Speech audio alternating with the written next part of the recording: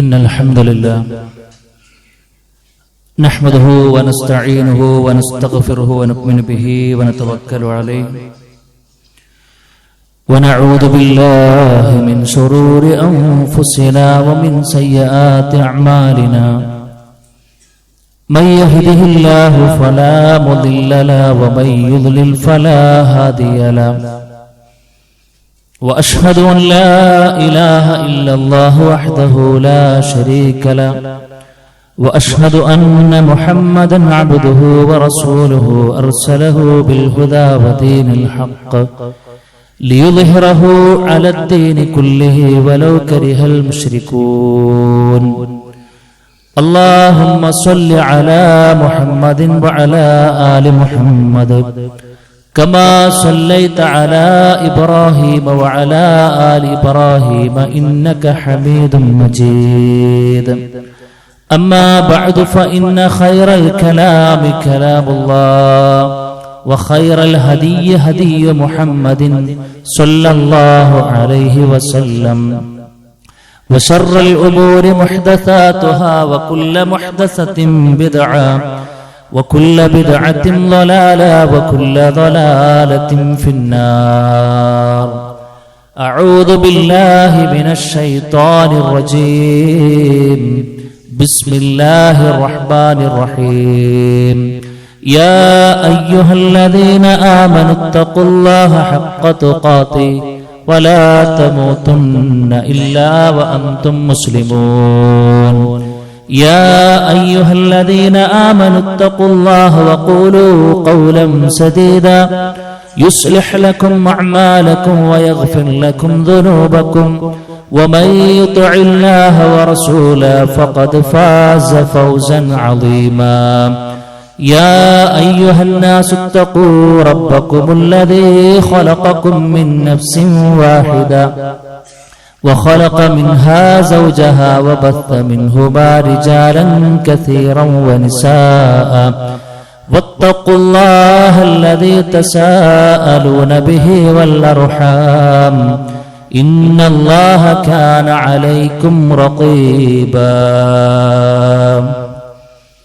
بسم الله الرحمن الرحيم الذي خلق الموت والحياة ليبلوكم أيكم أحسن عملا وهو العزيز الغفور സ്നേഹാദരണീയരായ സത്യവിശ്വാസികളെ വിശ്വാസിനികളെ സർവ്വലോകരക്ഷകരായ റഹ്മാനായ റബ്ബിന്റെ ആജ്ഞകളും നിർദ്ദേശങ്ങളും ജീവിതത്തിന്റെ മുഴുവൻ മേഖലകളിലും കഴിവിന്റെ പരമാവധി ശ്രദ്ധിച്ചും പാലിച്ചും മുന്നോട്ട് പോകണമെന്ന് പറയുന്ന എന്നോടും കേൾക്കുന്ന ഓരോരുത്തരോടും ഓർമ്മപ്പെടുത്തുകയാണ്, ഉപദേശിക്കുകയാണ്. റഹ്മാനായ റബ്ബ് അവനെ പരിപൂർണാർത്ഥത്തിൽ ഉൾക്കൊണ്ട് ജീവിതം ക്രമപ്പെടുത്തി മുന്നോട്ട് പോയി ഈമാൻ കിട്ടി മരിച്ച് സ്വർഗത്തിൽ ആ ദിവസത്തിൽ തന്നെ പ്രവേശിക്കുവാനുള്ള തൗഫീഖ് ലഭിക്കുന്ന യഥാർത്ഥ ഭാഗ്യവാന്മാരിൽ ഭാഗ്യവതികളിൽ റഹ്മാനായ റബ്ബ് നമ്മെല്ലാവരെയും ഉൾപ്പെടുത്തി അനുഗ്രഹിക്കുമാറാകട്ടെ. സഹോദരങ്ങളെ, മുൻപൊന്നുമില്ലാത്ത അത്രയും വലിയ അളവിൽ തിന്മകൾ പെരുകിക്കൊണ്ടിരിക്കുന്ന ഒരു കാലത്തിലാണ് നമ്മളെല്ലാവരും ജീവിച്ചുകൊണ്ടിരിക്കുന്നത്.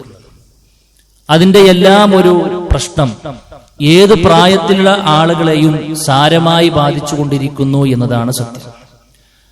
എന്നാൽ അത് ഏറ്റവും കൂടുതൽ പരിക്കുകൾ ഏൽപ്പിച്ചുകൊണ്ടിരിക്കുന്നത് പുതുതലമുറയിലാണ് എന്നതാണ് നാം മനസ്സിലാക്കേണ്ട വളരെ ഗൗരവപ്പെട്ട ഒരു കാര്യം. നമ്മളൊക്കെ പലപ്പോഴും പല സംസാരങ്ങളിൽ നമ്മളൊക്കെ പങ്കുവെക്കാറുണ്ട്, കുറച്ചും കൂടി കഴിഞ്ഞ് നമ്മുടെ കുട്ടികളുടെ അവസ്ഥ എന്തായിരിക്കും, അടുത്തൊരു തലമുറയുടെ അവസ്ഥ എന്തായിരിക്കും. കാരണം ഈ മക്കളാണല്ലോ അടുത്തൊരു തലമുറയെ നയിക്കുന്നത്. പ്രത്യേകിച്ചൊരു പ്രതീക്ഷയില്ലാത്ത മൂല്യങ്ങളൊന്നും നമുക്ക് പലപ്പോഴും പല ആളുകളും കാണാൻ കഴിയാത്ത വല്ലാത്തൊരു വേദനാജനകമായൊരു സാഹചര്യം പലപ്പോഴും പുതുതലമുറയിൽ വിശിഷ്യ ഉണ്ട് എന്നുള്ളതാണ് നമുക്ക് കാണാൻ കഴിയുന്നത്. മക്കളിലൂടെ വലിയ സ്വപ്നങ്ങൾ കാണുന്നവരാണ് നമ്മൾ. പുതുതലമുറയിൽ നിന്നും വലിയ സ്വപ്നങ്ങൾ കാണുന്നവരും കാണേണ്ടവരുമാണ് നമ്മൾ. പക്ഷേ ആ സ്വപ്നങ്ങൾ നേടാൻ കഴിയുന്നില്ല എന്ന് മാത്രമല്ല, ഓരോ ദിവസവും അസ്വസ്ഥതകളും പ്രയാസങ്ങളും അവരെക്കുറിച്ച് ആലോചിക്കുമ്പോൾ സങ്കടങ്ങളും പെരുകിക്കൊണ്ടിരിക്കുന്ന ഒരു സമയവും സന്ദർഭത്തിലുമാണ് നമ്മളുള്ളത്. കാരണം നമ്മളൊക്കെ നമ്മുടെ നാട്ടിന് പുറത്തും അല്ലാതെ ഇക്കയുമായി നമ്മുടെ നാട്ടിലൂടെ കടന്നുകൊണ്ടിരിക്കുന്ന കേട്ടുകൊണ്ടിരിക്കുന്ന വാർത്തകളൊക്കെ ആ നിലയിലാണ്. ഒറ്റൊരാഴ്ച നടന്നുകൊണ്ടിരിക്കുന്ന വാർത്തകൾ മാത്രം ക്രോഡീകരിച്ചു കഴിഞ്ഞാൽ തന്നെ വല്ലാത്ത പ്രയാസമാണ്. എല്ലായിടങ്ങളിലും തിന്മകൾ പെരുകിക്കൊണ്ടേയിരിക്കുന്നു. എന്തുകൊണ്ടാണ് ഇങ്ങനെ എന്ന് വളരെ ഗൗരവത്തിൽ സുഹൃത്തുക്കളെ നമ്മൾ ആലോചിക്കണം. എന്തുകൊണ്ടാണ് ഇതിങ്ങനെ സംഭവിക്കുന്നത്? എന്താണ് നമ്മുടെ മക്കൾക്ക് പറ്റിക്കൊണ്ടിരിക്കുന്ന പ്രശ്നങ്ങൾ? ഇന്ന് നമ്മുടെ മക്കൾ അങ്ങനെ എടുത്ത് പരിശോധിച്ച് നോക്കുമ്പോൾ പൊതുവെ നമ്മൾ കണ്ടുകൊണ്ടിരിക്കുന്ന ചില പ്രത്യേകതകളുണ്ട്. ഒന്നെന്താണെന്നറിയാം, ഒന്ന് വളർന്നു വരുന്ന ഇന്നത്തെ തലമുറക്ക് പ്രത്യേകിച്ചൊരു ലക്ഷ്യബോധമില്ലാതെ വളരുന്നു എന്നതാണ് സത്യം. മക്കളെ കുറിച്ച് അല്ലെങ്കിൽ കുറച്ചൊക്കെ ഒരു യുവത്വത്തിലെത്തി നിൽക്കുന്ന ഏത് ടീമിനോടും ഇങ്ങനെ ചോദിച്ചു നോക്കിയൊക്കെ എന്താ ലക്ഷ്യം, പ്രത്യേകിച്ച് ഒരു ലക്ഷ്യം പറയാനില്ല. അവർ ആകെ മനസ്സിലാക്കിയിട്ടുള്ളത് ദുനിയാവ് എന്നുള്ളത് അടിച്ചു പൊളിക്കാനുള്ളതാണ്, പരമാവധി ആസ്വദിക്കാനുള്ളതാണ്. ജീവിതത്തെക്കുറിച്ചൊരു പ്ലാൻ ഇല്ല, അവന്റെ പഠനത്തെക്കുറിച്ച് കൃത്യമായൊരു പ്ലാൻ ഇല്ല. രക്ഷിതാക്കൾ മറ്റൊരൊക്കെ ഇങ്ങനെ പ്രഷർ കൊടുക്കുമ്പോൾ എന്തെങ്കിലുമൊക്കെ പഠിക്കുക, അത് ചെയ്യാതിനപ്പുറത്തേക്ക് വ്യക്തിപരമായൊരു പക്വതയോടുകൂടെ പലപ്പോഴും പല ആളുകളിൽ നിന്നും വരുന്നില്ല എന്നുള്ളത് വല്ലാത്തൊരു ദുഃഖമാണ്. അത് എന്തുകൊണ്ട് എന്ന് ചോദിച്ചു കഴിഞ്ഞാൽ ഇതാണ് വിഷയം. കേവലം ആസ്വാദനത്തിന് വേണ്ടി മാത്രം ദുനിയാവിനെ സമീപിക്കുന്നു എന്നതാണ് സത്യം. രണ്ടാമത്തെ ഒരു കാര്യം, നമ്മുടെ വളർന്നു വരുന്ന തലമുറ നമ്മൾ കണ്ടുകൊണ്ടിരിക്കുന്ന മുമ്പൊന്നുമില്ലാത്തൊരു പ്രത്യേകത എന്ന് പറഞ്ഞു കഴിഞ്ഞാൽ സമ്പത്തിനോടുള്ള അമിതമായ അധിനിവേശമാണ്. നിങ്ങൾ എത്ര പേർ ശ്രദ്ധിച്ചിട്ടുണ്ടെന്ന് എനിക്കറിയില്ല. സമ്പത്തിനോടുള്ള അടങ്ങാത്ത ആഗ്രഹം, എത്രയും പെട്ടെന്ന് പൈസക്കാരനാകണം എന്നുള്ളതാണ്, എത്രയും പെട്ടെന്ന് പണക്കാരനാകണം. ഇന്ന് കുത്തിയിട്ട വാഴ നാളെ കൊലക്കണം എന്ന് പറഞ്ഞതുപോലെ എന്തെങ്കിലും ഒരു സംഭവത്തിലേക്ക് എത്രയും പെട്ടെന്ന് ഇറങ്ങി വേഗം പണക്കാരനാകണം, അത് മുഖേന അടിച്ചു പൊളിക്കണം എന്നുള്ളടത്തേക്കാണ് ആളുകൾ ചിന്തിച്ചു കൊണ്ടിരിക്കുന്നത്, അല്ലെ? പല കുറുക്കുവഴികളും പരിശ്രമിച്ചുകൊണ്ടിരിക്കുകയാണ്, കുറുക്കുവഴികൾ തേടിക്കൊണ്ടിരിക്കുകയാണ്. എങ്ങനെയെങ്കിലും ചുളിവിൽ പെട്ടെന്ന് പണക്കാരനാകാൻ എന്തെങ്കിലും സംരംഭങ്ങളുണ്ടോ എന്നുള്ള ഗവേഷണങ്ങളും ചർച്ചകളുമാണ് പലപ്പോഴും പുതുതലമുറകൾക്കിടയിൽ നമ്മൾ കണ്ടുകൊണ്ടിരിക്കുന്ന ഏറ്റവും വലിയ സംഗതി എന്നുള്ളത്. അതുകൊണ്ട് തന്നെ ഈ ഒരു മനോഭാവം ഉണ്ടായതുകൊണ്ട് തന്നെ ഈ ഒരു സാഹചര്യം ഉപയോഗപ്പെടുത്തിക്കൊണ്ട് മൂന്നാമത്തൊരു പ്രശ്നം ഇതിനെ തുടർന്നു വരുന്നു, ലഹരിയുടെ അമിത ഉപയോഗം എന്നുള്ളത്. ഈ മനസ്സുള്ളിടത്തേക്കാണ് പലപ്പോഴും അത് കടന്നു വരുന്നത്. കാരണം എന്താ? ലഹരിയുടെ വ്യാപനം എന്നുള്ളത് എങ്ങനെ സംഭവിച്ചു? ഇത് ഉപയോഗിക്കാൻ ആളുകളുണ്ടെന്ന് മാത്രമല്ല, അത് വലിയൊരു ബിസിനസ് ആയിക്കൊണ്ട് മാറ്റാണ്. ചുരുങ്ങിയ കാലയളവിൽ വലിയ സമ്പത്ത് ഉണ്ടാക്കാൻ വേണ്ടിയിട്ടുള്ള ഒരു മീഡിയ ആയിട്ടാണ് പല ആളുകൾ ഇത് ഉപയോഗിച്ചുകൊണ്ടിരിക്കുന്നത്. അവർ ഉപയോഗിക്കാനല്ല, ഉപയോക്താക്കളെ കണ്ടെത്തി കൊടുക്കാനും ആ നിലക്കുള്ള ബിസിനസ് കെട്ടിപ്പടുക്കാനും വേണ്ടിയിട്ടാണ്. നമ്മളൊക്കെ ചില ആളുകളെ കുറിച്ച് കേട്ട് കഴിഞ്ഞാൽ സുഹൃത്തുക്കൾ അത്ഭുതപ്പെടും. UP സ്കൂളിൽ പഠിക്കുന്ന, LP സ്കൂളിൽ പഠിക്കുന്ന കുട്ടികൾ പോലും ഇതിന്റെ പ്രൊമോട്ടർമാരാണ്, ഇത് ക്യാരി ചെയ്യുന്ന ആളുകളാണ്. അവർക്ക് അതിനുള്ള നക്കാപ്പിച്ച കൊടുക്കുന്നുണ്ട് എന്നുള്ളതാണ് സത്യം. അപ്പൊ അങ്ങനത്തെ ഒരു സാഹചര്യം എങ്ങനെയോ ഉണ്ടാക്കിയെടുത്തു. ദുനിയാവ് എന്നുള്ളത് വലിയ ഒരു അടിച്ചു പൊളിക്കാനുള്ളതാണ്, അതിന് സമ്പത്ത് വേണം, സമ്പത്ത് ഉണ്ടാക്കണമെങ്കിൽ ഏതു വഴിയും തപ്പണം, അതിന് ഏറ്റവും നല്ല ബിസിനസ്സാണ് ലഹരി എന്നുള്ളൊരു കണക്ഷൻ ഇതിന്റെ പിന്നിലുണ്ട്. നമ്മുടെ മക്കൾ അതങ്ങട്ട് ലഹരി വിൽക്കുക മാത്രമല്ല, വിൽക്കുന്ന ആളുകൾ കുറവായിരിക്കും, പക്ഷെ ഉപയോഗിക്കുന്ന ആളുകളുടെ എണ്ണം കൂടി, ഉപയോഗിക്കുന്ന ആളുകളുടെ എണ്ണം വർദ്ധിച്ചുകൊണ്ടേയിരിക്കുകയാണ്. അതിൽ മക്കൾ മാത്രമല്ല, ലഹരിയുമായി ബന്ധപ്പെട്ട് വന്ന സമീപകാലത്തെ റിപ്പോർട്ടുകൾ വെറുതെ എടുത്ത് പരിശോധിച്ചു നോക്കൂ, നിങ്ങൾ വായിച്ചു നോക്കൂ, നിങ്ങൾ നമ്മുടെ അത്ഭുതപ്പെട്ടു പോകും. സഹോദരിമാർ പോലും അതിൽ നിന്ന് ഒഴിവല്ല എന്നതാണ്. നല്ല ഉന്നതരായ എഡ്യൂക്കേറ്റഡ് ആയിട്ടുള്ള ആളുകൾ പോലും അതിൽ നിന്ന് ഒഴിവല്ല എന്നാണ്.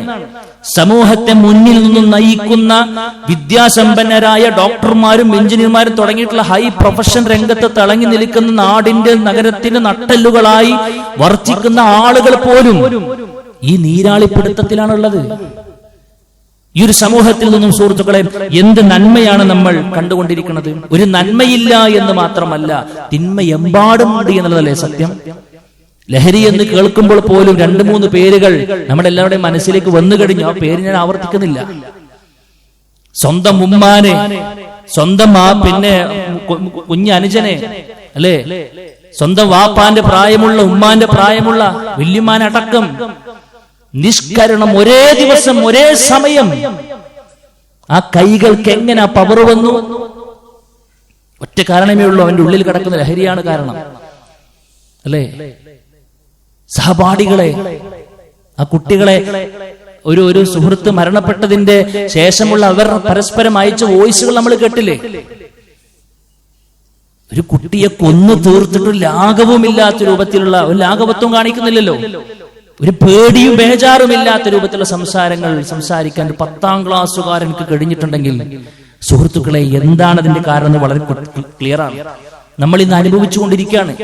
കേരളക്കാർ ഇന്ന് അനുഭവിച്ചുകൊണ്ടേയിരിക്കുകയാണ്. കഴിഞ്ഞ ആഴ്ചയിൽ പോലും വന്ന വാർത്ത 13 പീഡിപ്പിക്കപ്പെട്ടു എന്നുള്ളതാണ്. 15 പീഡിപ്പിക്കപ്പെട്ടു. ആരാ? അതേ പ്രായത്തിലുള്ള ആളുകൾ, അല്ലെ? വിദ്യാലയങ്ങൾ കേന്ദ്രീകരിച്ച് പോലും ഇത്തരത്തിലുള്ള സംഗതികൾ നടന്നുകൊണ്ടിരിക്കുന്നു എന്ന് പറയുമ്പോൾ സുഹൃത്തുക്കളെ, പല ആളുകളും ഇതിനൊക്കെ എതിരെ സംരക്ഷണ കവചം ഒരുക്കുന്നു എന്ന പേരിലൊക്കെ പല ആളുകളുമുണ്ട്, പല ടീമുകളുണ്ട്, രാഷ്ട്രീയക്കാരുണ്ട്, സംഘടനക്കാരുണ്ട്, അല്ലെ?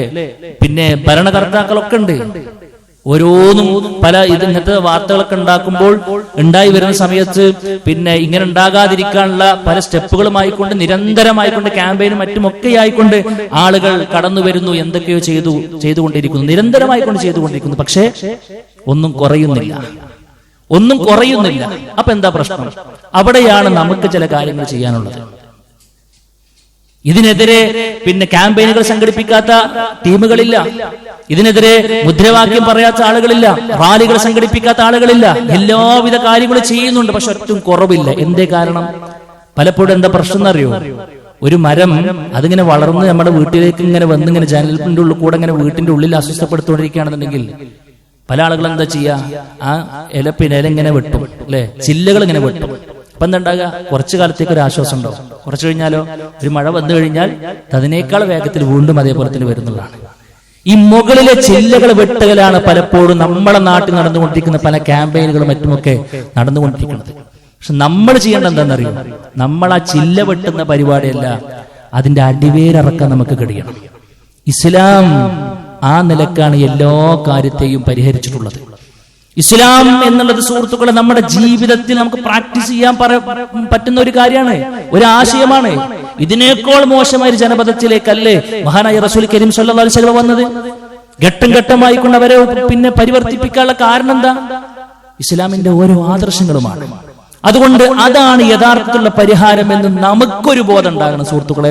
അതുകൊണ്ട് നമ്മുടെ വീടകങ്ങളിൽ നിന്നും ചില ദൗത്യങ്ങൾ നമുക്ക് നിർവഹിക്കുവാനുണ്ട്. ഇല്ലെങ്കിൽ ഒരു പക്ഷേ ഇന്ന് തേങ്ങുന്ന കരയുന്ന കഥാപാത്രങ്ങളായി നമ്മൾ ആരൊക്കെയാണോ കാണുന്നത്, അതേ അവസ്ഥ നഊദു ബില്ലാഹ് നാളത്തെ പത്രമാധ്യമങ്ങൾ നമ്മളെ കുറിച്ചായിരിക്കും മാലോകർ ചർച്ച ചെയ്യുന്നത്. നഊദു ബില്ലാഹ്. ഇത്ര നല്ലൊരു ആശയത്തിൽ ഉള്ളിലേക്ക് വരാൻ ഭാഗ്യം ലഭിച്ചിട്ടും അള്ളാഹുവിന്റെയും റസൂലിന്റെയും വചനാമൃതങ്ങൾക്ക് ഓരോ ആഴ്ചകളും കാതുകോർക്കാനുള്ള തൗഫീക്ക് ലഭിച്ചിട്ടും സഹോദര, നമ്മുടെ ലൈഫിലും അങ്ങനത്തെ ഒരു ദുരന്തം ഉണ്ടാവുക എന്ന് പറഞ്ഞാൽ നമ്മളെക്കാൾ വലിയ ഹതഭാഗ്യവന്മാർ വേറെ ആരാളുള്ളത്? അതുകൊണ്ട് സുഹൃത്തുക്കളെ, ഇവിടെ കാരണങ്ങളെ പർവ്വതീകരിക്കുന്നതിനപ്പുറത്ത് പരിഹാരങ്ങളാണ് നമുക്ക് മുമ്പിൽ വെക്കാനുള്ളത്. ഒന്നാമത്തെ പരിഹാരം എന്താണെന്നറിയോ? ഏറ്റവും വലിയ പരിഹാരം നമ്മൾ നമ്മുടെ വീടകങ്ങളിൽ നമ്മൾ പിന്നെ ചെയ്തുകൊണ്ടിരിക്കേണ്ട, കൃത്യമായി നമ്മുടെ മക്കൾക്ക് കൊടുക്കേണ്ട പരിഹാരം എന്ത് എന്ന് ചോദിച്ചാൽ അവർക്ക് നല്ലൊരു ലക്ഷ്യബോധം ഉണ്ടാക്കി കൊടുക്കുക എന്നുള്ളത് തന്നെയാണ്. ലക്ഷ്യബോധം ഉണ്ടാക്കി കൊടുക്കുക എന്നുള്ളതിന് എന്താ ലക്ഷ്യബോധം? അള്ളാഹുവിനെ കുറിച്ചുള്ളൊരു ബോധം ഉണ്ടാക്കണം. എന്തിനാണ് ഈ ജീവിതം ഇന്ന് ചോദിച്ചോ? ഒന്നുമില്ല. മാലോകരെ അവരെ പഠിപ്പിച്ചു, സോഷ്യൽ മീഡിയ വരെ പഠിപ്പിച്ചു, ലിബറൽ ആശയങ്ങൾ വരെ പഠിപ്പിച്ചു. നീ ഒരു ജീവിതമേ നിനക്കുള്ളൂ. യോളോ നമ്മൾ കേട്ടിട്ടുണ്ടാവും. നീ ഒരു ദിവസമേ ഒരു കാലമേ അവിടെ ജീവിക്കുള്ളൂ, അല്ലേ? അത് പരമാവധി അടിച്ചു പൊളിക്കാന്നുള്ളതാണ്. നമ്മൾ പറയും, പല ആളുകൾ പറയും, സുഹൃത്തെ, പല ക്യാമ്പയിനുകൾ സംഘടിപ്പിച്ചിട്ട് പറയും, നീ മദ്യം നുകരല്ലേ, നിന്റെ കിഡ്നിക്ക് കേടാണ്. ആയിക്കോട്ടെ, പ്രശ്നമല്ല, ഒരു പ്രശ്നമല്ല, ഞാനൊരു ജീവിതമേ എനിക്കുള്ളൂ, അതുകൊണ്ട് പോവുകയാണെങ്കിൽ പോയിക്കോട്ടെ എന്നാ പറയാം, അല്ലെ? ഭൗതികപരമായി കൊണ്ടുള്ള കാര്യങ്ങളെ മാത്രം മുന്നിൽ വെച്ചതുകൊണ്ട് ആരും നേരാവൂല സുഹൃത്തുക്കളെ, ആരും നേരാവൂല. കാരണം എന്താണെന്നറിയോ? ഇവിടെ നമ്മുടെ മക്കളുടെ ഉള്ളിലേക്ക് കയറിയ ചില ലഹരികളുണ്ട്. നുകരുന്നതും മാത്രമല്ല ലഹരി, ഒരു ആദർശത്തിൽ ലഹരി ഉണ്ട്. അതെന്താ? ഇതിന്റെ മെയിൻ കാരണം എന്താണെന്നറിയോ? ലിബറൽ ചിന്താഗതികളാണ്. ഇതെന്തുകൊണ്ട് ഇങ്ങനെ പെരുകുന്നു എന്ന ചോദ്യത്തിന് ഒന്നാമതായി കാരണം നമ്മൾ കണ്ടെത്തുമ്പോ നമുക്ക് കാണാൻ കഴിയുന്ന സംഗതി ലിബറൽ ചിന്താഗതികൾ വളർന്നുകൊണ്ടേയിരിക്കുന്നു. സോഷ്യൽ മീഡിയകളെ ആ നിലക്ക് സ്വാധീനിച്ചുകൊണ്ടേയിരിക്കുന്നു. നമ്മുടെ മക്കളുടെ ആദർശം മാറിയിട്ടുണ്ട്, കാഴ്ചപ്പാടുകൾ മാറിയിട്ടുണ്ട്. അവർ നമ്മൾ ചിന്തിക്കുന്ന രൂപത്തിലല്ല അവർ ചിന്തിക്കുന്നത്. സോഷ്യൽ മീഡിയ വലിയൊരു വില്ലനാണ് അല്ലെ. നമ്മുടെ മക്കളുടെ കൈകളിൽ പലപ്പോഴും നമ്മൾ ഗിഫ്റ്റ് ചെയ്യുന്നത് ഫോണായിരിക്കും. ഒരു 10-14 വയസ്സ് വരെ കുട്ടികൾക്ക് അത് വേണ്ടെന്ന് തീരുമാനിക്കാൻ നമുക്ക് കഴിയണം. അത്യാവശ്യ കാര്യങ്ങൾക്ക് കൊടുക്കുന്നതിനപ്പുറത്ത് അല്ലെ ഒരു ലക്കും ലഗാനുമില്ലാതെ പരിധിയുമില്ലാതെ ഏത് സമയത്തും ഉപയോഗിക്കാൻ പറ്റുന്ന രൂപത്തിലാണ് പല രക്ഷിതാക്കളും മക്കൾക്ക് കൊടുക്കുന്നത്. അവരത് തുറക്കുമ്പോൾ അവരുടെ മുമ്പിലേക്ക് വരുന്ന ഓരോ വീഡിയോകളും, അവർ കാണുന്ന ഓരോ ഷോർട്സും, അവർ കാണുന്ന ഓരോ റീൽസും അവരുടെ കാഴ്ചപ്പാടുകൾ 10 മടങ്ങ് മാറ്റി മറിക്കുന്നുണ്ട്. എന്തുകൊണ്ടൊരു 14-കാരി സുഹൃത്തെ വീട് വിട്ടിറങ്ങി? നമ്മുടെ കാലത്ത് ചിന്തിക്കാൻ പറ്റുമത് അല്ലെ? ഒരു 14 വയസ്സുള്ള ഒരു പെൺകുട്ടി അവളുടെ കൂട്ടുകാരെയും വിളിച്ചിട്ട് പിന്നെ പുറത്തു പോകാണ്. അതോ എത്രയോ കിലോമീറ്ററുകൾക്ക് അപ്പുറത്തേക്ക് യാത്ര തിരിക്കാനുള്ള ആ ഒരു സ്ട്രെങ്ത് എവിടുന്ന് വന്നു? ഈ 30 സെക്കൻഡുള്ള 1 മിനിറ്റുള്ള ഷോർട്സും റീൽസും കൊടുത്തു അല്ലെ. അതിങ്ങനെ ഒരു ബൗണ്ടറി ഇല്ല നമ്മളോട് കൊടുക്കാൻ തീരുമാനിച്ചു കഴിഞ്ഞാൽ സുഹൃത്തുക്കൾ ഇങ്ങനെയൊക്കെ ഉണ്ടാവും. അതുകൊണ്ട് അവിടെയൊക്കെ ചില പിടുത്തങ്ങൾ നമുക്ക് ഉണ്ടാകണം. ഈ ചിന്താഗതികൾ മാറണം, ലിബറൽ ചിന്താഗതികൾ അല്ലെ. മരണത്തിന് ശേഷം ഒരു ജീവിതം ഇല്ല എന്നല്ല നാട്ടുകാർ പഠിപ്പിക്കുമ്പോൾ ബോധപൂർവം നമ്മുടെ മക്കളുടെ മനസ്സിലേക്ക് ഈ രൂപത്തിലുള്ള ചിന്തകൾ കൈമാറുന്ന ലിബറൽ ചിന്താഗതികൾ. നീ ഒരിക്കലേ ജീവിക്കുള്ളൂ, അതിനപ്പുറത്തൊരു ജീവിതമില്ല, നീ എന്തു വേണമെങ്കിലും ചെയ്തു, പക്കാ പൈശാചിക ആദർശമല്ലേ സുഹൃത്തുക്കൾ അവിടെ ഉള്ളത് അല്ലെ. നിനക്കാരെയും ഭോഗിക്കാം, നിനക്കാരുമായിക്കൊണ്ട് എങ്ങനെയും ഇടപെടാം, യാതൊരുവിധ അതിർവരമ്പുകളുമില്ല. ധാർമ്മികതയുടെ എല്ലാവിധ അതിർവരമ്പുകളെയും കൊത്തി നുറുക്കുന്ന പിഴച്ച ആദർശം പക്വതയുറക്കാത്ത നമ്മുടെ മക്കൾ അത് വലിയൊരു സംഭവമായി കൊണ്ട് ഏറ്റെടുത്തിരിക്കുകയാണ്. ആ ആശയത്തെ പൊളിച്ചു കൊടുക്കാൻ നമുക്ക് കഴിയണം. അതാണ് ശരിക്കുള്ള ചികിത്സ എന്ന് പറയുന്നത്. വേരിനെയാണ് നമ്മൾ ചികിത്സിക്കേണ്ടത്. ഈ പിഴച്ച ആദർശത്തെ മനസ്സിൽ നിന്നും മാറ്റി അവിടെ അള്ളാഹുവിനെ കുറിച്ചും പരലോകത്തെക്കുറിച്ചും ഖബറിനെ കുറിച്ചും ഒക്കെയുള്ള ഒരു ചിന്ത നട്ടുപിടിപ്പിക്കാൻ സുഹൃത്തുക്കളെ കഴിയാത്തിടത്തോളം കാലം വേറെ എന്ത് പരിഹാര മാർഗങ്ങൾ നമ്മൾ ഇതിന്റെ വിഷയത്തിൽ കൊടുത്തിട്ടും ഒരു കാര്യവുമില്ല എന്ന് നമ്മൾ മനസ്സിലാക്കേണ്ടതുണ്ട്. ഞാൻ ആമുഖമായി കൊണ്ട് ഓതി വെച്ച സൂറത്തുൽ മുൽക്കിലെ ആയത്താണ് അല്ലദീ ഖലഖൽ മൗത വൽ ഹയാത ലിയബ്ലുവകും അയ്യുകും അഹ്സനു അമല. എന്തിനാ ഈ ജീവിതവും മരണവും ഒക്കെ പടച്ചു തന്നത്? അടിച്ചു പൊളിക്കാൻ അല്ല. നിങ്ങളുടെ കൂട്ടത്തിലെ ഏറ്റവും നന്നായി പ്രവർത്തിക്കുന്നത് ആരാണെന്ന് റഹ്മാനായ റബ്ബ് വാച്ചിയാണ്, നോക്കുകയാണ്, പരീക്ഷിക്കാൻ വേണ്ടിയിട്ടാണ് അല്ലെ. എന്തിനാ ഒരു പരീക്ഷണം? റഹ്മാനായ റബ്ബ് ഇഹലോകത്തിലെ പ്രവർത്തനങ്ങൾക്കനുസൃതമായി ഒന്നുകിൽ സ്വർഗമോ അല്ലെങ്കിൽ നരകമോ സംവിധാനിച്ചിട്ടുണ്ട്.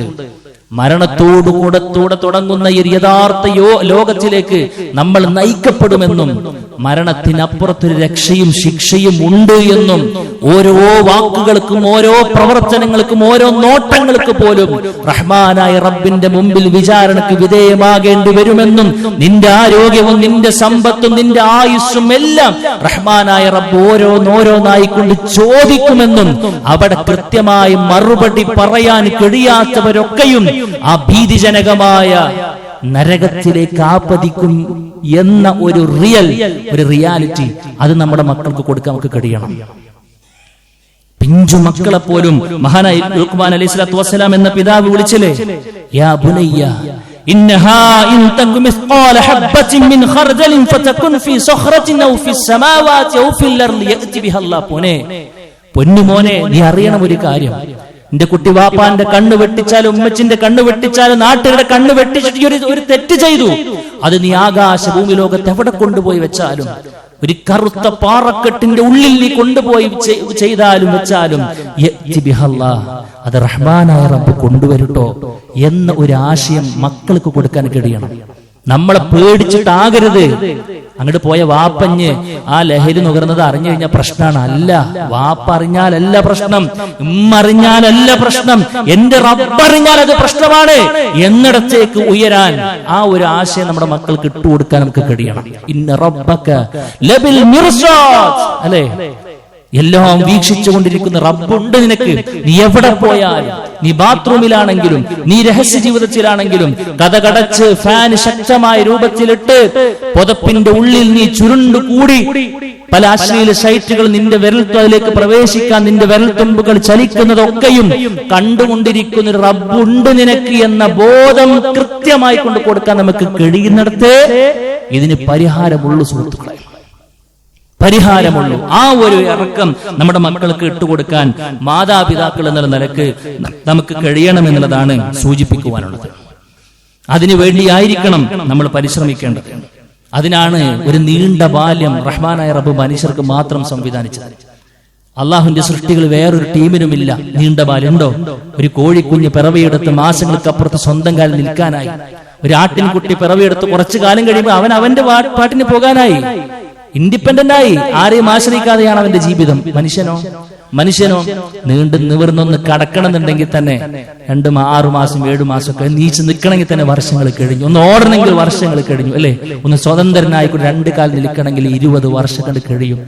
എല്ലാവരും ഒഴിവാക്കണമെന്നുണ്ടെങ്കിൽ സുഹൃത്തുക്കൾ, എന്തിനാണ് റഹ്മാനായ റബ്ബ് 10ഉം 15ഉം കൊല്ലം ബാല്യം നമുക്ക് നിശ്ചയിച്ചതെന്ന് പറഞ്ഞു കഴിഞ്ഞാൽ അത് ഏറ്റവും പ്രധാനപ്പെട്ട ഒരു കാലഘട്ടമാണ്. ആ ഒരു കാലത്തെ ഉപയോഗപ്പെടുത്തി പരമാവധി നന്മകൾ നമ്മുടെ മക്കളുടെ മസ്തിഷ്കത്തിലേക്ക് ഇട്ടുകൊടുക്കാൻ ഒരു വാപ്പാക്കും ഉമ്മാക്കും കഴിയുന്നിടത്ത് മക്കളെ സേഫാക്കാൻ കഴിയുള്ളൂ. അവരെ നരകത്തിൽ നിന്ന് രക്ഷപ്പെട്ട് നമുക്ക് കഴിയുള്ളൂ. യാ അയ്യുഹല്ലദീന ആമനൂ ഖൂ അൻഫുസകും എന്ന് പറഞ്ഞു നിർത്തിയോ? നിങ്ങളെ തടികാത്തോന്നാണ് പറഞ്ഞത്? അല്ല, വഅഹ്ലീകും നാറ, നിങ്ങളുടെ കുടുംബത്തെ കൂടെ നിങ്ങൾ ശ്രദ്ധിക്കണമെന്നാണ് പറഞ്ഞത് അല്ലേ? അതുകൊണ്ട് നമ്മുടെ മക്കൾക്ക് കാവലിരിക്കാൻ സുഹൃത്തുക്കളെ നമുക്ക് കഴിയണം. എന്തെങ്കിലും എവിടെയും പോയി പെടുമ്പോ മക്കളെ കുറ്റം പറഞ്ഞതുകൊണ്ട് കാര്യമില്ല. നമ്മുടെ മക്കൾക്കല്ല പ്രശ്നം. കുല്ലു മൗലൂദിൻ യൂലദു അലൽ ഫിത്ര, അതൊരു മാറ്റമല്ല. എല്ലാ മക്കളും പിറവിയെടുക്കുന്ന ശുദ്ധ പ്രകൃതിയോടുകൂടെയാണ്. ലേബർ റൂമിൽ നിന്നും നമ്മുടെ പേര് വിളിച്ച് നമ്മുടെ കൈകളിലേക്ക് നമ്മുടെ മക്കളെ തന്നത് ഇങ്ങനെ ഏറ്റെടുത്ത പോലെ കൊലയാളിയല്ല, ഒരു ലഹരി ഉപയോഗിക്കുന്ന ആളല്ലത്. ഏറ്റവും നല്ല ശുദ്ധ പ്രകൃതിയാണ്. പക്ഷെ അവൻ ജീവിച്ച് വളരുന്ന സാഹചര്യം, സമൂഹം ഒരല്പം മോശമാണ്. അവിടെ അവൻക്ക് സംരക്ഷണ കവചം ഒരുക്കാൻ ഒരു വാപ്പാക്കും ഉമ്മാക്കും കഴിയണം. കുല്ലുക്കും റാഇൻ വകുല്ലുക്കും മസ്ഊലുൻ അൻ റഇയതി. കൂട്ടരെ, നിങ്ങളൊരു ആട്ടിടയൻ എന്നാണ് റാഇൻക്ക് പറയാ. ആട്ടിടയൻ എന്തേ? ഒറ്റക്കുള്ള ആട്ടുംകൂട്ടത്തെയാണ് ചെന്നായ പിടിക്കുക അല്ലെ? ഒരു ആട്ടിടയന്റെ നേതൃത്വത്തിലാണെങ്കിലോ അവിടേക്ക് ചെന്നായ വരാനും കുറച്ച് മടിക്കും അല്ലെ? നമ്മുടെ മക്കളെ കയറൂരി വിടുമ്പോ അവരെ കൊണ്ടുപോകാൻ എമ്പാടും ആളുകളുണ്ട്. പക്ഷെ രക്ഷിതാവെന്ന് പറഞ്ഞാൽ ഒരു ആട്ടിടയനെ പോലെ സദാസമയം വീക്ഷിച്ചുകൊണ്ടിരിക്കുന്നവനാണ്. ആ ഒരു ബോധം നമുക്കുണ്ടാകണം. ആ ഒരു ഡ്യൂട്ടിയെ കുറിച്ച്, ആ ഒരു അമാനത്തിനെ കുറിച്ച് പരലോകത്ത് ചോദിക്കുമെന്ന് റസൂൽ കരീം സ്വല്ലല്ലാഹു അലൈഹി വസല്ലം പറയുമ്പോ, മക്കളെ തന്നില്ലേ ഞാൻ നിനക്ക്, നല്ല നിലക്ക് നോക്കാൻ നീ എന്ത് സ്റ്റെപ്പ് എടുത്തു എന്നൊരു ചോദ്യമുണ്ട്. മാതാപിതാക്കളെ, നമുക്കൊരു ചോദ്യം റഹ്മാനായ റബ്ബ് ചോദിച്ചിരിക്കും. മറുപടി കണ്ടെത്തിയിട്ടുണ്ടോ എന്ന് ആത്മാർത്ഥമായി കൊണ്ട് ചിന്തിക്കണം എന്നുള്ളതാണ് സൂചിപ്പിക്കുവാനുള്ളത്. റഹ്മാനായ റബ്ബ് ശ്രദ്ധിക്കേണ്ട ഏരിയകളെല്ലാം ശ്രദ്ധിച്ചു മുന്നോട്ട് പോകാനുള്ള തൗഫീഖ് നമുക്ക് നൽകി അനുഗ്രഹിക്കുമാറാകട്ടെ. അഖൂലു ഖൗലി ഹാദാ അസ്തഗ്ഫിറുല്ലാഹ ലി വലക്കും വലിജമീഇൽ മുസ്ലിമീന വസ്തഗ്ഫിറു മിൻ കുല്ലി ദംബ് ഇന്നഹു ഹുവൽ ഗഫൂറുർ റഹീം.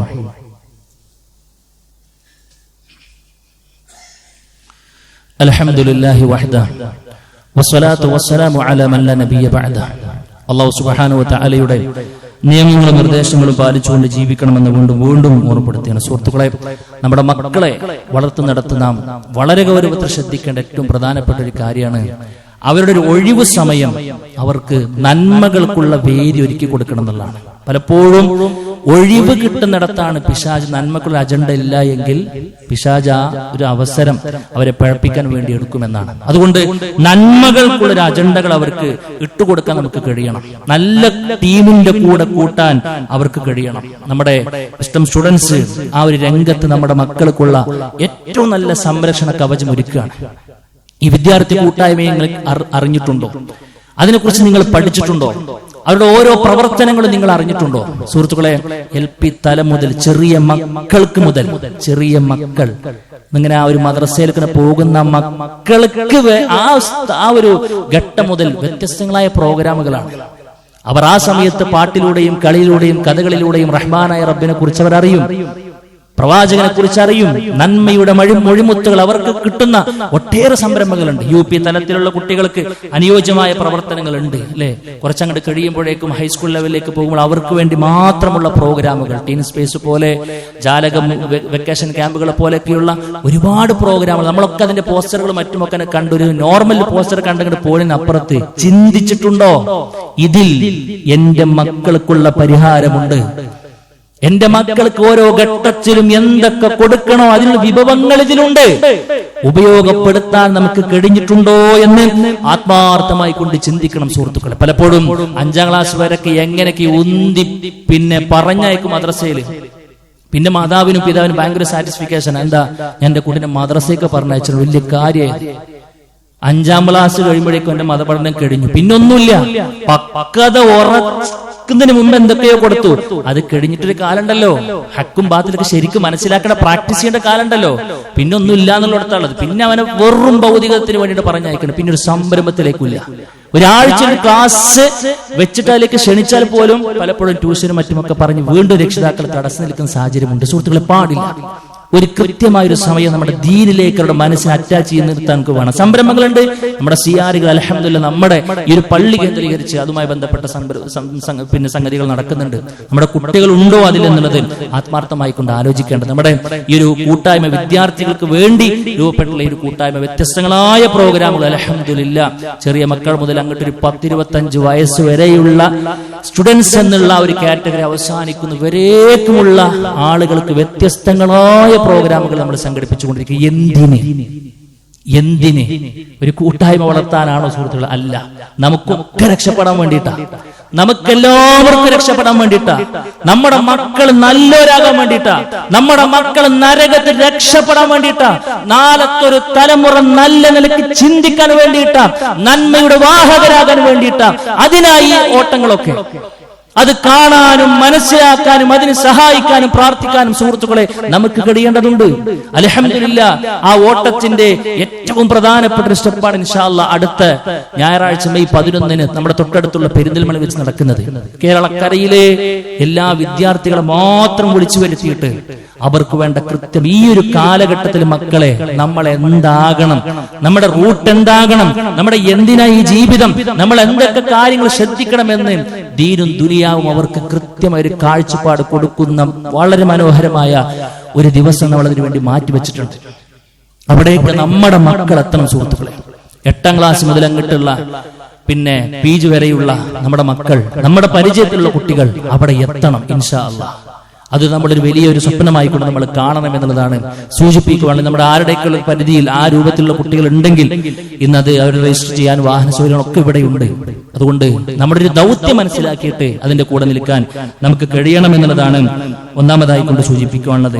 അതേപോലെ തന്നെ സുഹൃത്തുക്കളെ, ഒരു വിശ്വാസി തന്റെ ജീവിതത്തിൽ നിർവഹിക്കുന്ന ഏറ്റവും പ്രധാനപ്പെട്ട ഒരു ആരാധനയാണ് ഹജ്ജ് എന്ന് പറയുന്നത്. ഹജ്ജ് ചെയ്യാൻ ആയുസ്സിലൊരു അവസരം കിട്ടാന്ന് പറഞ്ഞത് വല്ലാത്ത തൗഫീഖാണ്. കാരണം ആരോഗ്യം മാത്രം ഉണ്ടായാൽ പോരാ, സമ്പത്ത് ഉണ്ടാകണം. സമ്പത്ത് മാത്രം ഉണ്ടായാൽ പോരാ, ആരോഗ്യം ഉണ്ടാകണം. അതിലേക്ക് മാർഗം ഒരുങ്ങാന്ന് പറഞ്ഞു കഴിഞ്ഞാൽ രണ്ടുണ്ടാകണം എന്നുള്ളതാണ്. അതെല്ലാവർക്കും കിട്ടിക്കൊള്ളുന്നുണ്ടാവില്ല സുഹൃത്തുക്കളെ. എന്താണ് അതിന്റെ ഒരു ഓഫർ? അല്ലാഹു സുബ്ഹാനഹു വ തആല പറയും, ഉമ്മാന്റെ ഉദരത്ത് നമ്മൾ ഇങ്ങോട്ട് പിറവിയെടുക്കുമ്പോൾ വല്ല പാപങ്ങൾ ഉണ്ടോ അവിടെ? ഇല്ലാത്തതുപോലെ മഖ്ബൂലും മബ്റൂറുമായ ഹജ്ജ് വളരെ ഗൗരവത്തിൽ ശ്രദ്ധിക്കണം. മക്കയിൽ പോയി അവിടെ കുറച്ച് കാര്യങ്ങൾ ചെയ്ത് മടങ്ങിയതിനെ കുറിച്ചല്ല പറഞ്ഞത്. മഖ്ബൂലും മബ്റൂറുമായ ഹജ്ജ്, സ്വീകാര്യോഗ്യമായ നിർവഹിക്കണമെന്ന് പറഞ്ഞ റൂട്ടിലൂടെ നിർവഹിക്കപ്പെട്ട ഒരു ഹജ്ജിന്റെ വക്താക്കൾക്ക് റഹ്മാനായ റബ്ബ് കൊടുക്കുന്ന ഓഫർ എന്താണെന്നറിയോ? അവന്റെ എല്ലാ പാപങ്ങളും പുറത്തു കൊടുത്തു എന്നാണ്.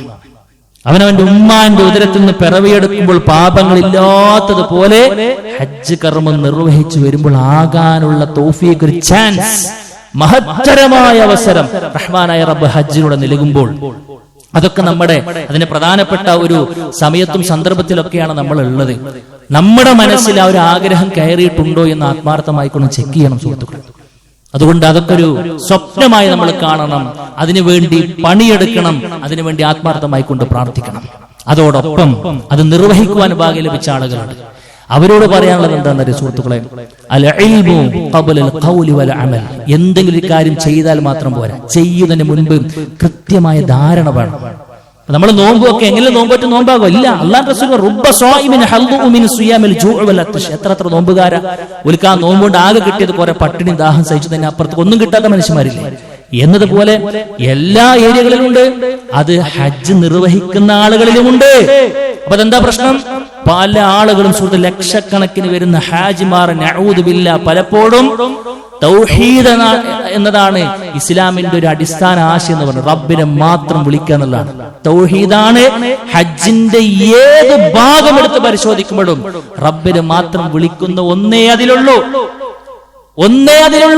പക്ഷെ ആ ഹജ്ജ് യാത്രക്ക് പോകുമ്പോൾ പോലും നഊദു ബില്ലാഹ് മറ്റു പല മഹാന്മാരെ വിളിച്ചു പോകുന്ന ആളുകൾ, ജാറും വിസിറ്റ് ചെയ്ത് ഹജ്ജിന് പോകുന്ന ആളുകൾ, ഹജ്ജ് കഴിഞ്ഞ് തിരിച്ചു വരുമ്പോൾ വീണ്ടും മഹാന്മാരുടെ മുമ്പിൽ കാര്യങ്ങൾ അവതരിപ്പിക്കുന്ന ആളുകൾ, ഇതെന്തൊരു വിരോധാഭാസമാണ്. അവിടെ പോയിട്ടും ഹജ്ജിന്റേതായ പ്രാർത്ഥനകളും മറ്റുമൊക്കെ നിർവഹിക്കുന്നതിന് പകരം മറ്റു പല ഏടുകളും മറ്റൊക്കെ കൊടുത്തിട്ട് ഹദ്ദാദും റാത്തീബും മൗലൂദും മറ്റു കാര്യങ്ങളൊക്കെ പല ബിദ്അത്തുകൾ ചെയ്യിപ്പിച്ചുകൊണ്ടിരിക്കുന്ന, ആ നിലക്ക് ഹജ്ജ് ചെയ്ത് പിന്നെ സമ്പത്തും ആ ഒരു അവസരങ്ങളൊക്കെ തുലക്കുന്ന ആളുകളുണ്ട്. നമ്മൾ അതിൽ ഉൾപ്പെടാൻ പാടില്ല.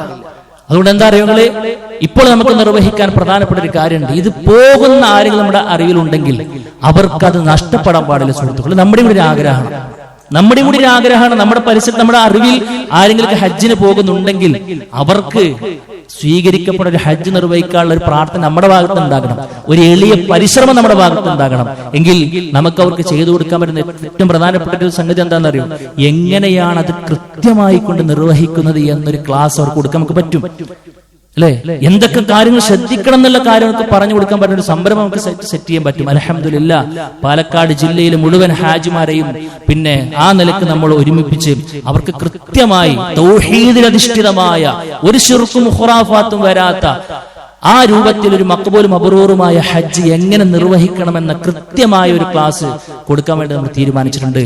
ഇൻഷാ അല്ലാഹ് ഈ വരുന്ന ഞായറാഴ്ച പിന്നെ മണ്ണാർക്കാട് ഭാഗത്ത് വെച്ചാണ് നടക്കുന്നത്.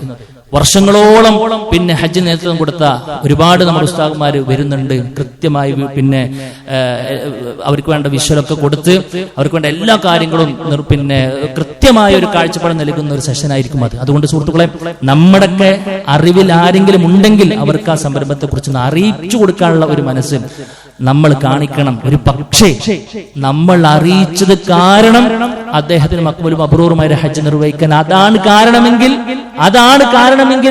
അദ്ദേഹത്തിന്റെ ആ നന്മയുടെ ഓഹരി നമുക്കും കിട്ടൂലേ? ഇസ്ലാമിൽ കൂലില്ലാത്ത എന്തെങ്കിലും ഏർപ്പാടുണ്ടോ സുഹൃത്തുക്കളെ? എന്തെങ്കിലും ഏർപ്പാടുണ്ടോ? നമ്മുടെ കയ്യിലൊന്നുമില്ല. അല്ലാഹു റസൂലിന്റെ അടിയിലേക്ക് ഒരു സ്വഹാബി വന്നും കണ്ട് ചോദിക്കാണ്, പിന്നെ ഒരു സംഗതി ആവശ്യപ്പെട്ടപ്പോ അദ്ദേഹത്തിന്റെ കയ്യിലൊന്നുമില്ല. അദ്ദേഹം പറഞ്ഞു, പ്രവാചകരെ, എനിക്ക് അറിയാവുന്ന ഒരു ധനാഢ്യനുണ്ട്, അദ്ദേഹത്തിന്റെ അരികിലേക്ക് ഞാൻ അദ്ദേഹത്തെ പറഞ്ഞേക്കട്ടെ, കൊടുത്തോന്ന് പറഞ്ഞു. എന്നിട്ട് പ്രവാചകൻ ഒരു ഓഫർ എന്താ കൊടുക്കുന്ന അറിയോ? നീ കാരണം ഒരാൾ വേറെ നന്മ ചെയ്തിട്ടുണ്ടെങ്കിൽ അദ്ദേഹം ചെയ്ത നന്മയുടെ അതേ ഓഹരി നിനക്കും കിട്ടുന്നതാണ്.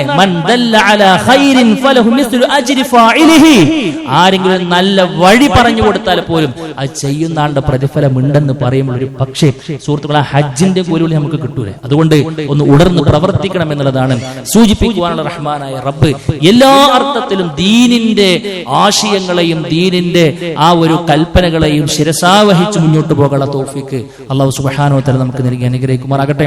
കാലം എത്ര മുന്നോട്ട് പോയാലും എന്തെല്ലാം പ്രശ്നങ്ങൾ ഉണ്ടെങ്കിലും സുഹൃത്തുക്കളെ, മതമൂല്യങ്ങളിൽ ഉറച്ചു നിൽക്കുന്നുണ്ടോ നമുക്കവിടെ സമാധാനമുണ്ട്, നമുക്കവിടെ പ്രതീക്ഷയുണ്ട്. അതിലാണ് പരിഹാരമുള്ളത് എന്ന കൃത്യമായ ബോധത്തോടു കൂടെ അള്ളാഹുവിന്റെ ദീനിനെ പഠിച്ചും മനസ്സിലാക്കിയും അറിയാത്തവർക്ക് അത് പറഞ്ഞു കൊടുത്തുമൊക്കെ മുന്നോട്ട് പോകാൻ നമുക്ക് കഴിയേണ്ടതുണ്ട്. റഹ്മാനായ റബ്ബ് അതിനുള്ള തൗഫീഖ് നമുക്ക് എല്ലാവർക്കും നൽകി അനുഗ്രഹിക്കുമാറാകട്ടെ.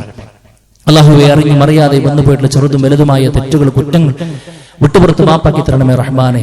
അല്ലാഹുവേ, ഞങ്ങൾ മരണപ്പെട്ടു പോയിട്ട് ഞങ്ങളുടെ മാതാപിതാക്കൾ, കൂട്ടുകുടുംബക്കാർ, ആദർശ ബന്ധുക്കൾ എല്ലാവരുടെയും ഖബറുകൾ വിശാലമാക്കി കൊടുക്കണമേ റഹ്മാനെ. അല്ലാഹുവേ, ഞങ്ങൾക്ക് ഞങ്ങളുടെ ഇണകളിൽ നിന്നും മക്കളിൽ നിന്നുമൊക്കെ കൺകുളിർമ നൽകി അനുഗ്രഹിക്കണമേ റഹ്മാനെ. അല്ലാഹുവേ, ഒരുപാട് തെറ്റുകളാൽ നിബിഡമായ ഒരു സമൂഹത്തിൽ നമ്മുടെ മക്കളെ ഏറ്റവും നല്ല രൂപത്തിൽ അവർക്ക് വേണ്ട തർബിയത്ത് കൊടുക്കുന്നവരിൽ വിജയിച്ച മാതാപിതാക്കളാക്കി ഞങ്ങളെ നീ മാറ്റി അനുഗ്രഹിക്കണം റഹ്മാനെ. اللهم اغفر للمؤمنين والمؤمنات والمسلمين والمسلمات والأحياء منهم والأموات إنك مجيب الدعوات يا قاضي الحاجات اللهم أجرنا من النار اللهم أجرنا من النار اللهم أجرنا من النار ربنا تقبل منا إنك أنت السميع العليم وتب علينا إنك أنت التواب الرحيم آمين آمين برحمتك يا أرحم الراحمين.